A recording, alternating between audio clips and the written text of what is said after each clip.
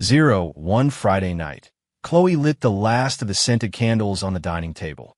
The warm, orange glow flickered across her face, softening the carefully applied makeup into a sweet, almost angelic expression. On the table sat a medium-rare beef Wellington, flanked by a bottle of expensive red wine left to breathe. In 3 years of marriage, it was the first time she had ever prepared such a formal, candlelit dinner for me. The air, thick with the mixed scents of rose oil and baked pastry, was so cloyingly sweet it was hard to breathe. "You've been working so hard, honey. Come and taste what I made." She pulled out a chair, pressing me down into the seat. Her slender fingers landed on my shoulders, kneading them gently. I obediently sliced off a small piece of the steak and put it in my mouth. The taste was indescribable.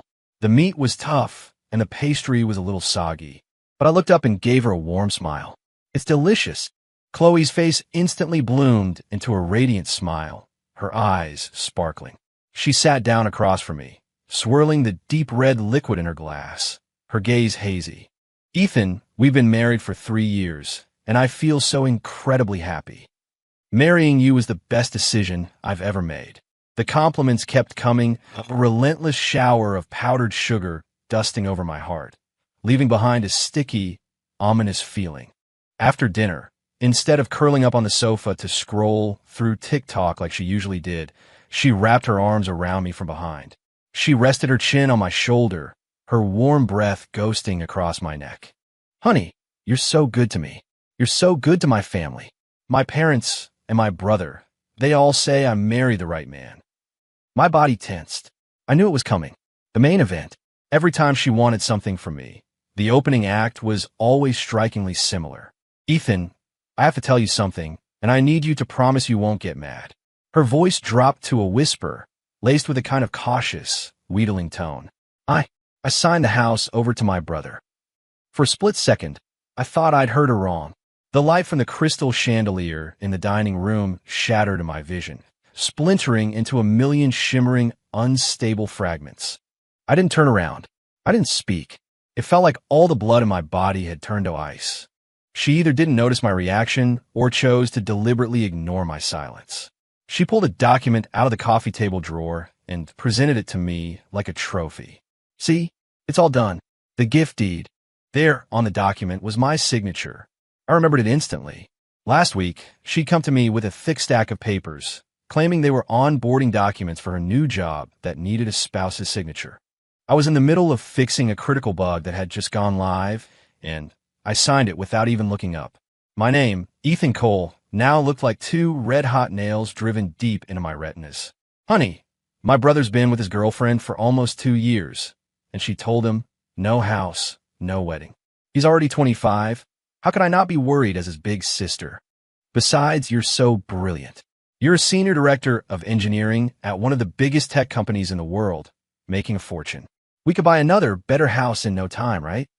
She painted a beautiful picture of the future. After her brother got married, our 2 families would become one big, happy family, celebrating holidays together, a picture of domestic bliss. She kept emphasizing my brilliance, my ability, as if my sole purpose was to be a human ATM that could print money on demand. But my mind was playing a different movie, flashing through a series of other scenes. I thought about how my parents had sold their only home, the house I grew up in back in Oregon, just to help us scrape together the down payment. I thought about how, to cover the $8,000 monthly mortgage, I had given up all my hobbies, all my social life, working late into the night, chasing bigger bonuses and a better performance review. I thought about Chloe complaining that the mortgage payments were so stressful she couldn't take quarterly trips to Europe like her friends did. Everything we had fought for, everything we had sacrificed, was now casually gifted away to her brother, a man who couldn't even hold down a steady job. My sacrifices, my parents' life savings, were in her world just a badge of honor she could casually pin on someone else. A wave of heat surged from my chest to my head, threatening to incinerate what little reason I had left. I clenched my fists so tightly my nails dug into my palms, the sharp pain the only thing keeping me grounded. Finally, I slowly turned my head and looked at her face, a perfect portrait of innocence and selfishness. She was still waiting for praise, expecting me to pat her on the head and say, "My Chloe is so thoughtful." I looked at her, and suddenly I smiled. There was no anger, no hysteria, just a calm, almost cold smile. My smile made her expectant expression freeze. She blinked, a flicker of unease in her eyes. "Honey, what are you smiling about?" I stood up, walked past her, and headed for the home office. "Okay, I understand." I said only those 3 words, then closed the office door, shutting out her bewildered face. Through the door, after a moment of silence, I heard the joyful, hushed tones of her phone call. "Mom, it's done. He's okay with it. He absolutely adores me. Leo, don't worry, your brother-in-law is on board. You can take your girlfriend to finalize everything next month." Every word was a small, precise incision into a heart that was already bleeding out. I sat at my desk in the dark. Outside, the city lights of Seattle glittered like a distant, unreachable galaxy. I once believed that among those millions of lights, one of them was shining just for me. Now I understood. It was all just a mirage I had built for myself. I opened my laptop, the cold light of the screen illuminating my face. I didn't dwell on my history with Chloe, nor did I wallow in the pain of betrayal. There was no point. Instead, I got to work. I started organizing all my project files, writing detailed handover documents, and annotating every last detail. Code repositories, system architecture diagrams, development roadmaps, personnel assignments. I was like a surgeon, cold and precise, dissecting the last several years of my life's work. I didn't sleep. When the first hints of dawn streaked the sky, the storm inside me had finally passed. All that remained was a silent, frozen tundra and a crystal-clear plan. I, Ethan Cole, had once been a rock for her and her entire family. From now on, I would be my own salvation. 02 on Monday, I put on the most expensive suit in my closet. The shirt was impeccably ironed, the leather shoes polished to a mirror shine, and I even wore the gold-rimmed glasses that came with my promotion to director. I straightened my tie in the mirror. The man looking back at me was calm, his eyes steady, betraying no emotion. Chloe was still fast asleep in the bedroom, a slight, satisfied smile on her lips. I didn't wake her. I just closed the door softly behind me. I felt no attachment, no nostalgia for the home we had shared for 3 years. When I got to the office, my colleagues saw my battle armor and cracked a few jokes. "Ethan, you closing a big deal today? You're looking dangerously sharp. Definitely a você piche. Look at that presence, total industry titan." I smiled and nodded at each of them as I walked through the open plan office, heading straight for the founder's corner office. I knocked. "Come in." David Roberts, the company's founder, looked up and seemed surprised to see me, then smiled and pointed to the chair across from his desk. "Ethan, perfect timing. The data from the new West Seattle project just came in, and I need you to—" I didn't sit down. Instead, I placed a printed resignation letter on his large desk. "David, I'm here to resign." The smile vanished from his face. He picked up the letter, his expression a mask of disbelief. "Resign? Ethan, what kind of joke is this? We're about to close a new round of funding. Your stock options are about to be worth a fortune. At a time like this, you—" He was shocked, confused, even a little angry. He launched into a hard sell to get me to stay, talking about the company's future, my career trajectory, and promising a raise and another promotion. It was an offer any professional in their right mind would jump at. But I just stood there calmly and shook my head. "David, I appreciate your faith in me. It's for personal reasons. I need to take some time off." My tone was firm, leaving no room for negotiation. David was silent for a long time. Finally, he sighed and signed his name on my resignation form. "Ethan, the door here is always open for you. If you change your mind, just call." "Thank you, David." I walked out his office feeling a profound sense of release. The handover process was incredibly smooth because I had prepared everything the night before. That afternoon, as I was packing up my personal belongings, Sophie came over. She was one of the company's top project managers and my most trusted partner at work.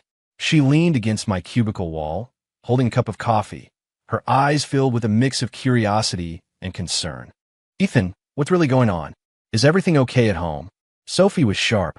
She could see the turmoil beneath my calm exterior. I placed the last book in my box and looked up at her, smiling. Something came up at home. Just need some time to handle it. I didn't elaborate, but she seemed to understand the weariness behind my smile. If you need anything, call me. Anytime, she said, placing the coffee on my desk. Don't try to carry it all yourself. I will. After completing all the exit paperwork, I walked out of the building carrying my box.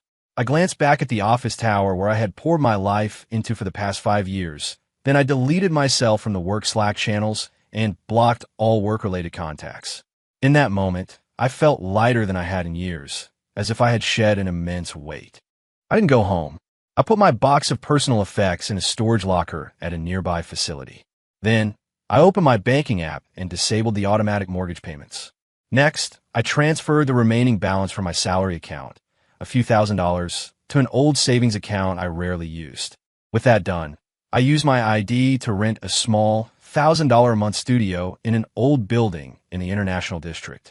The room was tiny, containing only a bed and a desk. The paint was peeling, and the air had a faint, musty smell. But I felt a sense of peace. I retrieved a few changes of clothes and my laptop from the storage locker. This cramped, dingy room was now my sanctuary. That evening, a text from Chloe popped up on my phone. She sent me pictures from a real estate website showcasing a luxurious, modern condo. Honey, what do you think of this place? It looks even closer to your office. Do you like modern minimalist or more of a classic look? Her tone was filled with excitement for a future she had already planned, as if we were about to embark on a wonderful new chapter. The casualness of her betrayal felt like a dull needle scraping against an open wound. I stared at the screen for a long time before typing back 4 words. Whatever you think is best. She replied almost immediately with a happy face emoji. At 10 o'clock, her call came through. Honey, you not home yet? Are you working late again? Listening to her sweet, lilting voice, my heart was a block of ice. Yeah, big project at work. I won't be home tonight. Oh, well, make sure you take care of yourself. Don't work too hard. I'll be waiting up for you. She bought it completely, even adding a few words of loving concern. After hanging up, I looked out the window at the glittering skyline of the high rises in the distance. For the first time, they felt a million miles away. And for the first time, I felt that my life was finally my own to control.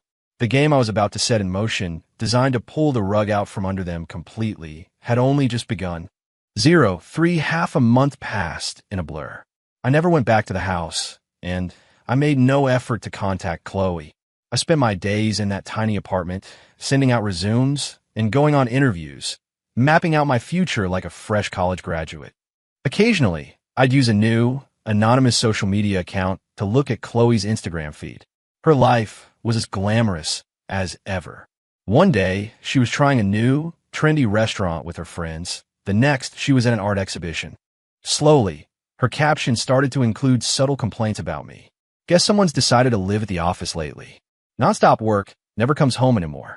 Humph. The comments below were a chorus of support from her friends and family. Her mother commented, "Men have to focus on their careers. You have to be understanding." Her brother, Leo, wrote, "My brother-in-law is grinding so hard for our family. Sis, you better hold on tight to a blue-chip stock like him." Reading their hypocritical words, I could only feel a deep, biting irony. Her entire family was already celebrating their ownership of a house that wasn't theirs.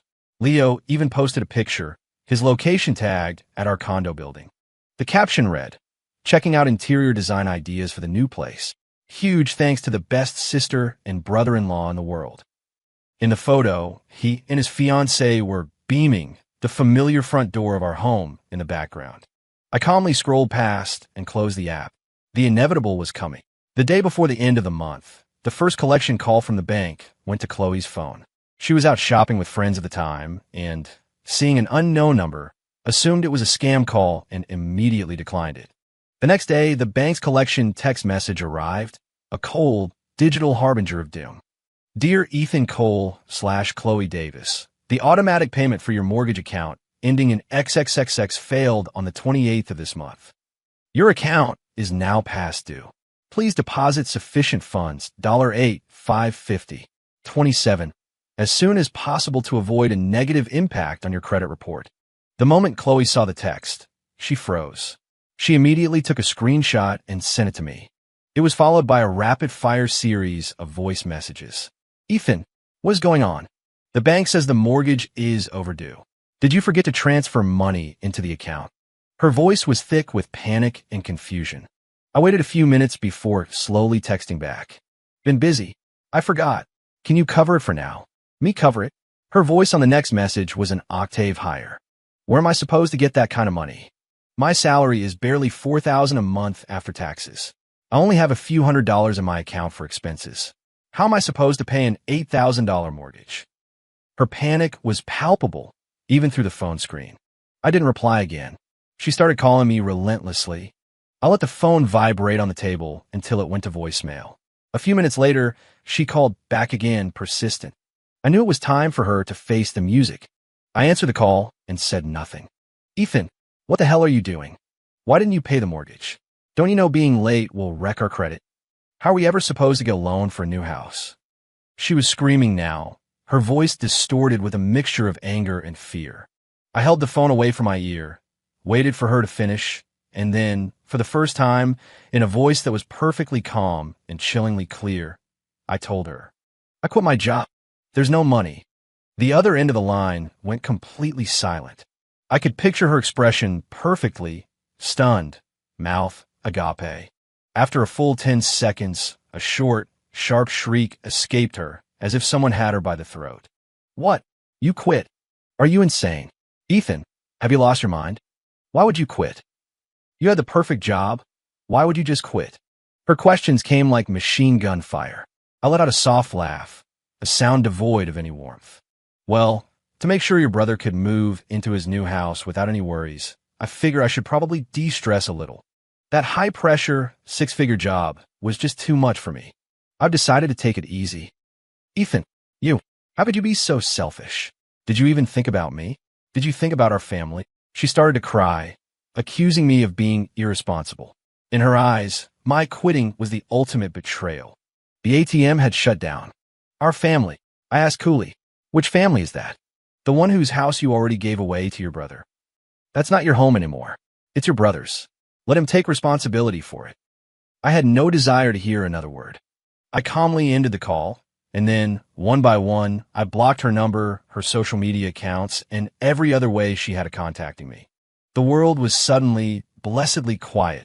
I knew this was just the beginning. The real storm was yet to come. 04.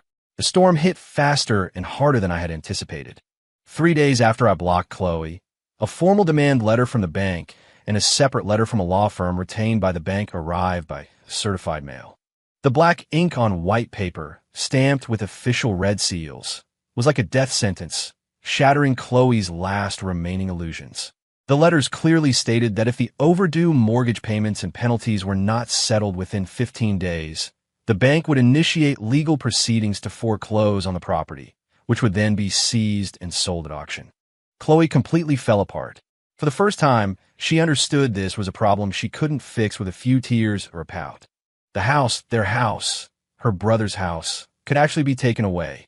Unable to reach me, she turned to the only people she could, her family. That evening, a call came in from an unknown number. I answered. On the other end was my mother-in-law's sharp, grating voice, dripping with venom. Ethan, you ungrateful snake. What did our Chloe ever do to you? How dare you quit your job and stop the mortgage? Are you trying to drive our whole family into the ground? Let me tell you something. My son is getting married next month. If anything happens to that house, I will make your life a living hell. Next came my father-in-law's gruff threats. Ethan, be a man. Don't take things this far. Let's talk this out. Just pay the money and don't ruin the kids' happiness. They twisted the narrative, never once mentioning the fact that the house had been given away. Their only strategy was to blame and attack me. It was as if I was the one who had destroyed everything. Listening to their ugly, distorted voices, I replied with a single sentence. Whoever owns the house is responsible for it. Then, I hung up and blocked that number too. It wasn't long before another unknown number called. This time it was Leo. His voice was even more indignant than his parents', laced with an aggressive, commanding tone. Hey, Ethan, I'm warning you. Go and pay that mortgage right now. And don't try any funny business. If you screw up my wedding, you'll regret it. This spoiled man-child genuinely believed that it was my God-given duty to provide for him. I couldn't even be bothered to argue. I just hung up. That night, my phone blew up. The entire family took turns using different numbers to bombard me with calls. I didn't answer again. I just switched my phone to airplane mode. I knew they would find me eventually. Sure enough, at 11 o'clock at night, a thunderous banging echoed off the thin door of my apartment. "Ethan, I know you're in there. Open this door." "Ethan."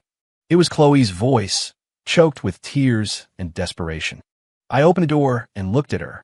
She stood in the dim hallway, her face pale and haggard, her eyes red and swollen. She was wearing an expensive dress, and her makeup was smudged, a stark contrast to the dilapidated hallway of my building. When she saw the tiny room behind me, the single narrow bed, the peeling paint on the walls, the shock and disbelief in her eyes were overwhelming. You're living here." She couldn't process the image. The ambitious, high-earning tech director, living in a place like this. I didn't answer, just stared at her coldly. The reality of the situation finally hit her. With a choked sob, she dropped to her knees, wrapped her arms around my legs, and began to wail. "Honey, I was wrong. I was so wrong. Please come back. We'll figure out the money. Please, just don't leave me. Don't leave our family." Her tears and snot smeared across my pant leg, sticky and repulsive. I tried to pull away, but she clung to me even tighter. "I'm begging you, Ethan. If you just come back, I'll do anything you want." I looked down at her tear-streaked face, but I felt nothing. Forcefully, one by one, I pried her fingers off my leg and pushed her away. As she stumbled back and landed on the cold, dirty floor, I repeated the line I had rehearsed in my mind 1,000 times. "Didn't you give the house to your brother? Let him pay the mortgage." The words struck her like a physical blow.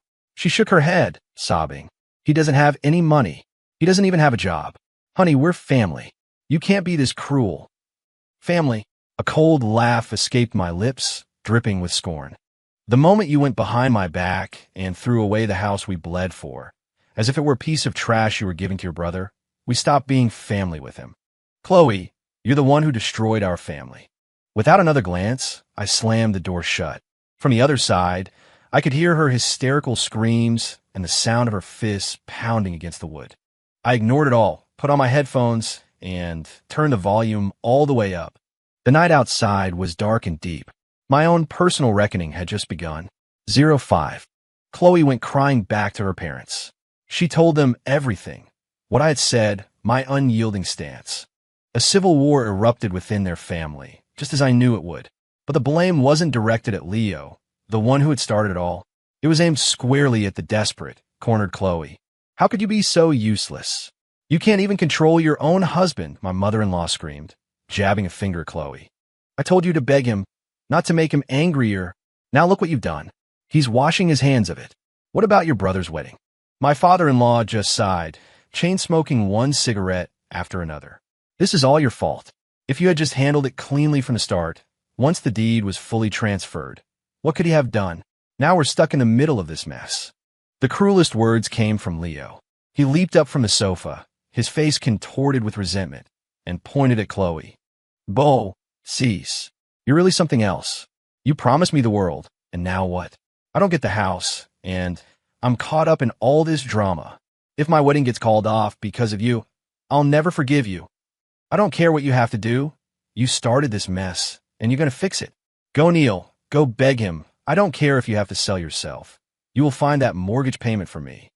Sophie heard all of this later, through a grapevine of mutual acquaintances. Apparently, Chloe, stung by her brother's words, trembled with rage, and for the first time in her life, screamed back at him. "Now, why can't you figure things out for yourself? You're a grown man. You're 25 years old." His response was to slap her across the face. "Figure things out? My best plan was having a sister like you. Now that you're useless, you want me to fend for myself? What did you promise me? You said your husband made a fortune, that this house was nothing to him." Her parents, far from reprimanding their son, sided with him, pulling Chloe aside and pressuring her to go and fix the problem with her husband. "Chloe, dear, all men have a soft spot. Go back and plead with him. Remind him of all the good times you had. Your brother is the only son in this family. His happiness is our happiness. As his sister, You can't just give up on him. In that moment, Chloe was shoved into a pit of despair by the very family she had cherished above all else. She was betrayed, abandoned, and utterly alone. They said she locked herself in her room and cried all night. She started to remember all the good things about me, everything I had sacrificed for our life together, all the time she had ignored the exhaustion in my eyes. Regret, like a tidal wave that came too late, finally crashed over her. I didn't know any of this was happening. Or rather, I didn't care. As far as I was concerned, they were just reaping what they had sown. I hadn't been idle. In my third week of unemployment, Sophie connected me with a senior headhunter who recommended a high-potential startup. The founder was a legend in the industry. The project had massive potential, and they were looking for an experienced technical co-founder to come on as chief technology officer. The salary was even higher than my previous job, and it came with a significant amount of founder's equity. Thanks to my technical skills and the reputation I had built at my last company, the interview process was a breeze. The founder and I clicked immediately, and we agreed on the terms of my employment on the spot. In the offices of this new company, I felt a long-lost, pure passion for technology and a sense of infinite possibility.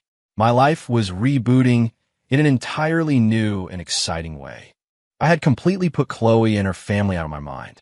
To me, they were nothing more than toxic waste from my past that needed to be cleaned up. 06. With all other options exhausted, Chloe's family resorted to their favorite tactic, emotional blackmail. Somehow, they found out my parents' address in their small town in rural Oregon. On a Saturday afternoon, I was in a meeting at my new office discussing product architecture with the team. A call came through from my mom, her voice trembling and choked with tears. "Ethan, you need to come home. Chloe, she's here with her parents." My heart sank like a stone. The one thing I had feared most had just happened. I cut the meeting short, grabbed my car keys, and sprinted for the parking garage. "Mom, stay calm. Tell me what happened." "What did they do?" They brought all these gifts, and the moment they walked in, they all got on their knees. They're crying, saying you don't want her anymore, that you found someone else, and you're abandoning her." My mom's voice was shaking so hard she could barely speak. "Your father's blood pressure is through the roof. We've never had to deal with anything like this in our lives. Ethan, what on earth is going on?" My hands gripped the steering wheel so hard my knuckles turned white. I couldn't imagine how my parents, two honest, humble people who valued their dignity above all else, were coping with this well-orchestrated, manipulative drama. "Mom, put Chloe on the phone," I said, my voice as cold as ice. I heard some shuffling, and then Chloe's tearful, pitiful voice came through the line. "Ethan, honey, I'm begging you, for your parents' sake, can you please just forgive me this one time? Let's go back home. We can figure out the house. We can go back to how things were." She thought that by using my parents, she could make me soften, make me give in, just like all the other times she had used the idea of family to guilt me into satisfying her family's endless, unreasonable demands. I went silent. I didn't say a word, just listened to the sounds on the other end. My father's heavy, ragged breathing, and my mother's muffled sobs. Chloe must have taken my silence as a sign that I was wavering. She continued her tearful monologue, talking about our good times, about how much she loved me, how she had just made a stupid mistake. "Ethan, don't you remember our first date? We went to the aquarium, and you said my smile was cuter than the dolphins." I took a deep breath, a sharp pain stabbing in my lungs. I cut her off. In a voice that was perfectly calm, yet colder than anything she had ever heard from me, I asked my mother a question. "Mom, do we still have enough of the money we set aside for your surgery?" The other end of the line went dead silent. Every sound, the crying, the ragged breathing, the murmurs of comfort, stopped instantly. I could hear Chloe's breath catch in her throat. I could picture the color draining from her face.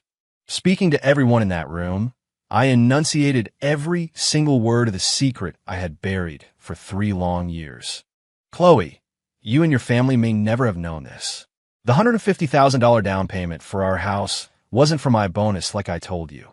$100,000 of it came from my parents selling their only home, the house they were supposed to retire in. It was the money I was saving for my mom's heart bypass surgery." My voice wasn't loud, but every word was a bullet aimed directly at the hearts of everyone listening. "And do you know why I lied and said it was my bonus? It was so your entire family wouldn't feel like you owed us anything, so you wouldn't feel any pressure. I, Ethan Cole, took on that entire burden myself, just so you could have an easier, happier life. But what did you do? My voice finally cracked with a tremor of uncontrollable rage and hatred. You took that house. You took that $100,000. You took my dignity. You took my parents' life savings. You took my mother's life, and you just casually handed it over to your lazy, good-for-nothing brother. And now, you have the audacity to bring your family to see my parents? Chloe, you tell me, what right do you have to stand in front of them and call yourself their daughter-in-law? You're not their daughter-in-law. You're an executioner. There was a dead, crushing silence on the phone. It was broken by my mother's heart-wrenching sob, followed by my father's furious roar. Get out. All of you, get out of my house. We don't have family like you. In that moment, the world they had built on my back, was utterly and finally destroyed. I hung up the phone, slammed my foot on the accelerator, and sped down the highway. My vision was blurry.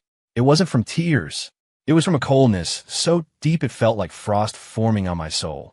By the time I drove all night and got to my parents' house, the front yard was a disaster. The gift baskets Chloe's family had brought were strewn everywhere, their contents, smashed fruit and broken boxes, rotting in the afternoon sun. My dad was sitting on the porch steps, clutching his chest, his face pale and grim. My mom was leaning against the doorframe, her eyes red and swollen, looking as if all the life had been drained out of her. When she saw me, she couldn't hold it in any longer. She threw her arms around me and broke down completely. Oh, Ethan, we failed you. We let you go through so much.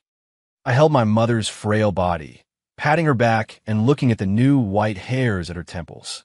The only thing I felt was a steely resolve. It's not your fault, Mom. It was my mistake for trusting the wrong person. My dad had chased them out with a broom, like he was shooing away a pack of stray dogs. Once the secret was out, once gifting the house became synonymous with stealing your mother's life savings, all pretense of civility was gone. Chloe was in a state of shock. She had collapsed onto the floor, her face ashen, unable to say a word. She had never imagined that the down payment she thought I had effortlessly produced came with a story so heavy she could barely comprehend it. An immense, crushing guilt paralyzed her. Her parents were terrified, not of being judged, but of the legal repercussions. $100,000 was enough to ruin them. On their way back to the city, they stopped blaming me and turned on their daughter with a vengeance. This is all your fault. You useless jinx. You've brought this disaster on us. What are we going to do now? How do we raise such a stupid girl? You had a golden goose like Ethan, and you just threw him away. When Chloe got home, facing the accusations of her parents and brother, she finally snapped. She swept everything off the table, screaming at them hysterically. Is it my fault? All my life, what did you teach me? You told me my brother was the most important thing, that his needs came before everything else. Weren't you the happiest people in the world when I told you I gave him the house? Now that there's a problem, it's all my fault? You ruined me. You all ruined my life. And Leo, upon learning the truth about the down payment, didn't feel a shred of guilt. His only emotion was fear. He was terrified of being held responsible. That night, he packed a bag, disappeared, and turned off his phone. The facade of their loving family shattered at the first sign of real trouble. I stayed with my parents for 2 days, making sure they were calm and okay, before heading back to the city. The first thing I did was hire the best divorce lawyer in Seattle. I officially filed for divorce from Chloe. My demands were simple and clear. 1, the divorce. 2, the division of assets, with a claim for full ownership of the house. After listening to my entire story and reviewing the evidence I provided, my lawyer was confident. He explained that the gift deed Chloe had signed without my consent during our marriage was legally flawed. Crucially, because the house still had a substantial mortgage, it was considered collateral. Any transfer of ownership without the consent of the bank, the lien holder, was invalid. It could never have been legally finalized.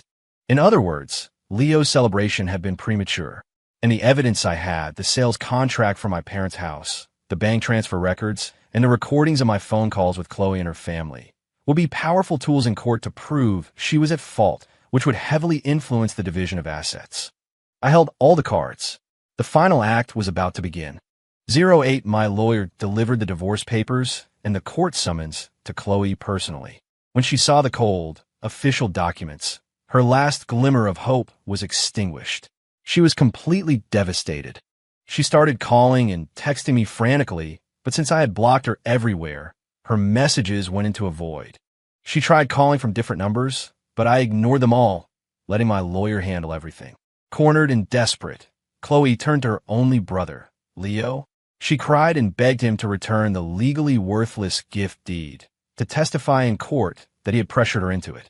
She wanted to shift the blame to him, hoping to earn my forgiveness, or at least some sympathy from a judge. Leo's response was the final, fatal blow. His fiancée, after finding out about the house situation and the true nature of his family, had broken up with him and cut off all contact. Leo directed all of his rage and frustration at Chloe. So now you come crawling back to me? It's too late. You ruined my engagement, and you want me to help you. In your dreams, he screamed at her over the phone. Did you think about this when you were so eager to give me the house? Now you want me to spit out what I've already eaten? No chance.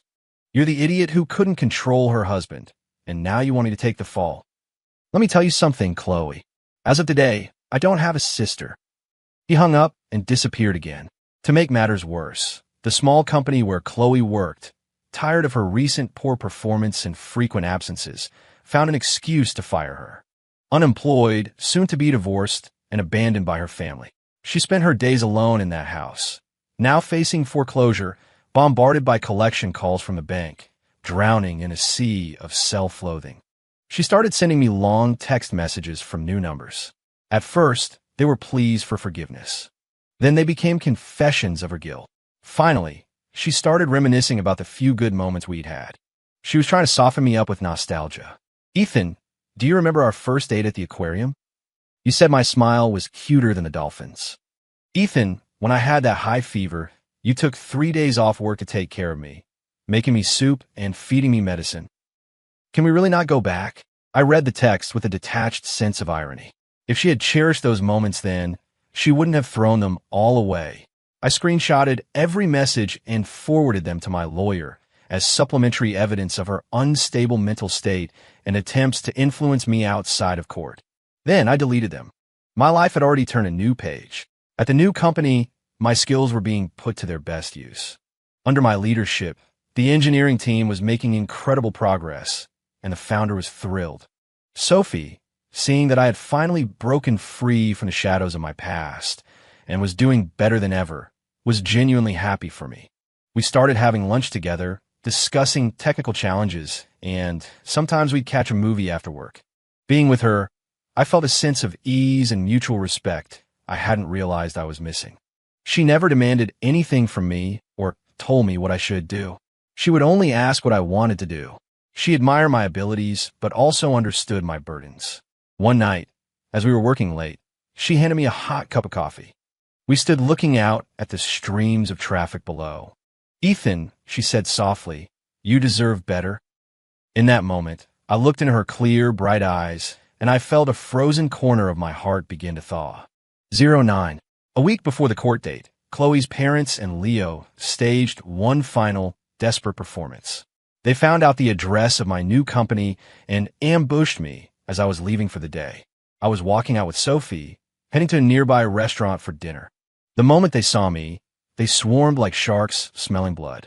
My ex-mother-in-law threw herself on the ground and started wailing, slapping her thighs for dramatic effect. There's no justice in this world. My son-in-law hits the big time and throws us all away. He's abandoning his wife and leaving us with nothing. My ex-father-in-law pointed a trembling finger at my face, spitting as he accused me of being a heartless monster. Leo, his face twisted in a snarl, looked like he was about to physically attack me. Ethan, you ruined our family. I'm going to kill you today. He lunged forward, his fist raised. Sophie instinctively moved to stand in front of me, but I simply took her by the wrist, pulled her behind me, and took 2 calm steps back. The building's security guards reacted instantly, rushing over and restraining the hysterical Leo. A crowd of my colleagues, leaving for the day, quickly gathered to watch the spectacle. I paid no attention to their screaming and crying. I didn't try to explain myself. I just took out my phone and, in front of everyone, dialed 911. Hello. I'm at the entrance of the Omnicorp building on Bourne Avenue. There are several individuals causing a public disturbance and disrupting business operations. I need police assistance. My voice was quiet, but it carried clearly to everyone there. Chloe's parents froze mid-wail. They never imagined I would be so cold, so detached, as to immediately call the police. When the officers arrived and started asking for their IDs, documenting their behavior as public harassment, they finally understood fear. Their grand performance ended with them being given a stern warning and escorted away by the police.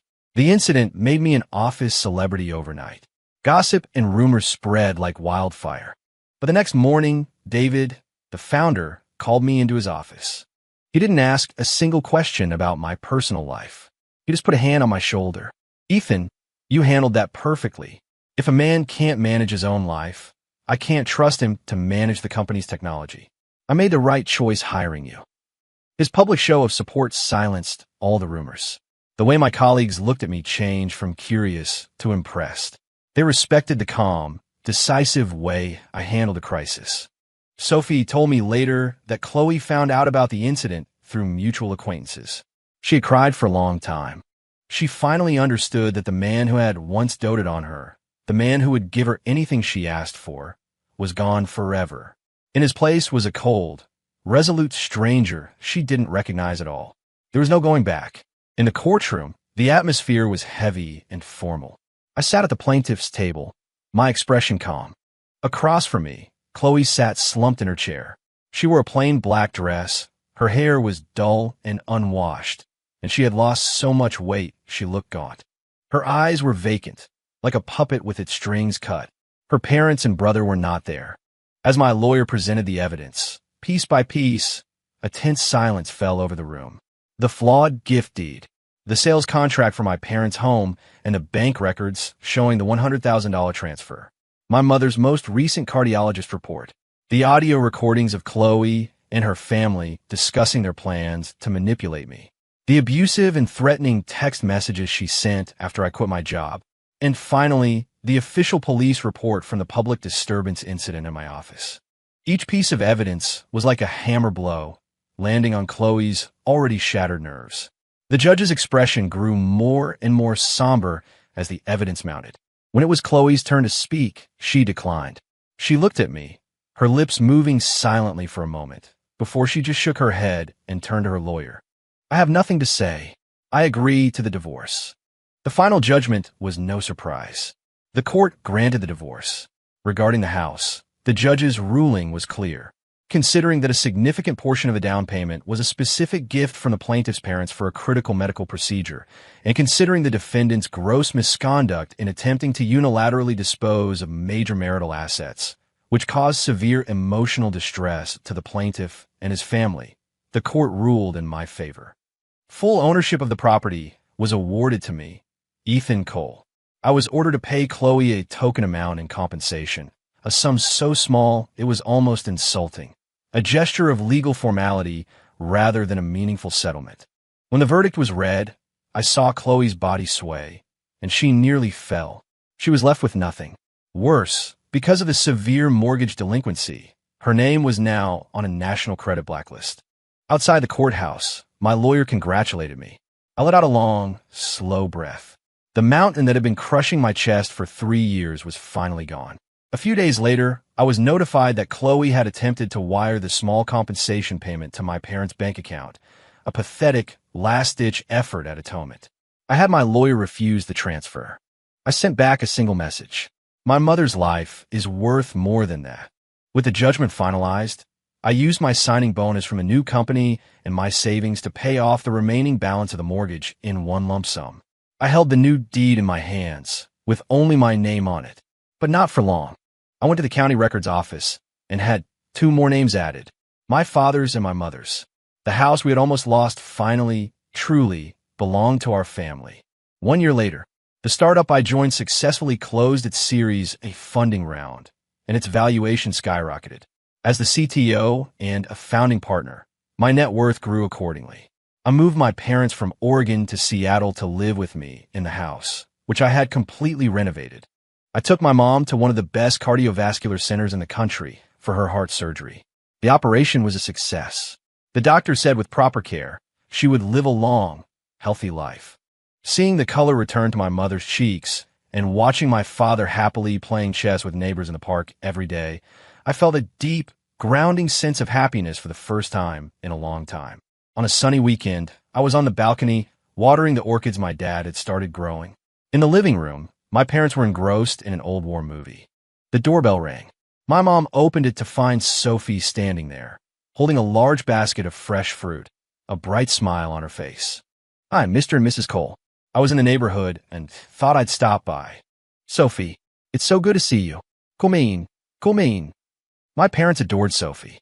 They loved her intelligence, her kindness, and her independent spirit. Sophie walked into the kitchen as if it were her own, helping my mom wash the fruit. They chatted and laughed like a real mother and daughter. I leaned against the balcony doorframe, watching the warm, peaceful scene unfold, my heart full. Sophie came over with a plate of sliced fruit and handed me a piece of melon. "What are you thinking about?" she asked. "Just thinking how nice this is," I said. We smiled at each other, a comfortable silence between us. Our relationship had grown naturally, without drama or fanfare, built on a foundation of mutual respect and shared days. From time to time, I'd hear bits and pieces about Chloe and her family from old colleagues. After the divorce, she had moved back to her hometown. With her reputation ruined and her name on the credit blacklist, she couldn't find a decent job, and no one would set her up on a date. Her brother, Leo, without the promise of a free house, had his engagement fall apart for good. He was still unemployed, drifting through life, blaming everyone but himself for his problems, and fighting constantly with his parents. Their family was trapped in a cycle of petty arguments and resentment, their future bleak and unchanging. Hearing this news, I felt nothing. It was like a story from another lifetime, about people I no longer knew. My world was here. It was bright and full of peace.